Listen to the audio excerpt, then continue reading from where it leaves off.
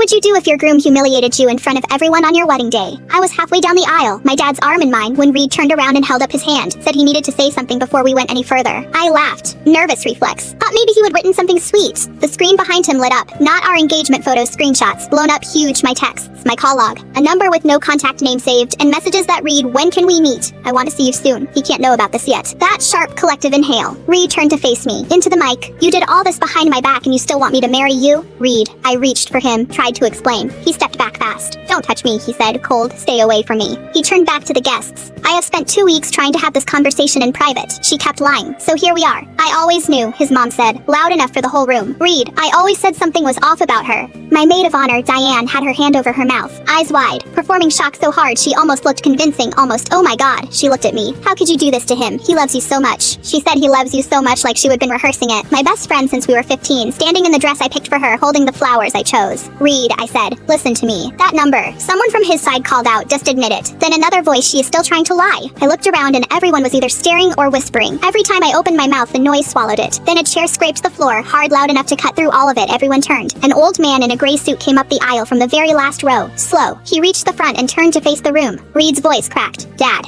His father looked at the screen, then at Reed, then he spoke. "That number is mine. She has been calling me for 4 months, trying to bring us back together." He paused. "I wasn't sure I would make it today. She didn't tell you because she didn't know if I would come." Reed stared at him. They hadn't spoken in 7 years. Hadn't seen each other either. And then Theo stood up. 9 years old, Reed's son from before we met. I would been in his life since he was 6, school pickups, nightmares at 2 a.m. Weekends Reed never showed up for. He was in the 3rd row, little clip-on tie, already holding his tablet. "Theo." Reed's voice went sharp. "Sit down right now." Theo looked at his dad, then at me. He pressed play. The video was shaky, shot through a cracked door. Reed and Diane, kissing in our kitchen. Then another clip. The two of them walking into the bedroom, the door closing behind them. Sounds coming through that no 9-year-old should have ever had to record. He would never shown me. Told me after. He was scared I would leave, that he would never see me again. I wasn't his real mom. He had no way to make me stay. Diane's hand dropped from her mouth. She walked off the side of the stage fast, not quite running but close. Every step loud in the silence. Not one person said a word to her as she went. Reed opened his mouth. "Those videos." "Theo, you don't understand what you..." "I understood," Theo said. "I am not little, Dad." Nobody argued with him. Reed's mother sat back down slowly, face tight, staring at the floor like she wanted to disappear into it. His father stayed where he was, expression unreadable. My dad put his arm around my shoulders, didn't say anything, just stood there.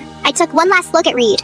Then, I turned around. I would made it maybe 3 steps when I heard it. "Mom." Not my name. "Mom." I stopped. Theo was still standing there in his clip-on tie, tablet pressed against his chest with both hands, eyes red, just watching me. I looked at him for a second. Longer than a second. Then I held out my hand. He crossed the distance fast. His hand found mine and held on tight. My dad's arm still around my shoulders. Theo's hand in mine. We walked out together. The doors closed. Through the walls, Reed's voice. Loud, then louder. Something hitting the floor hard. None of us turned around.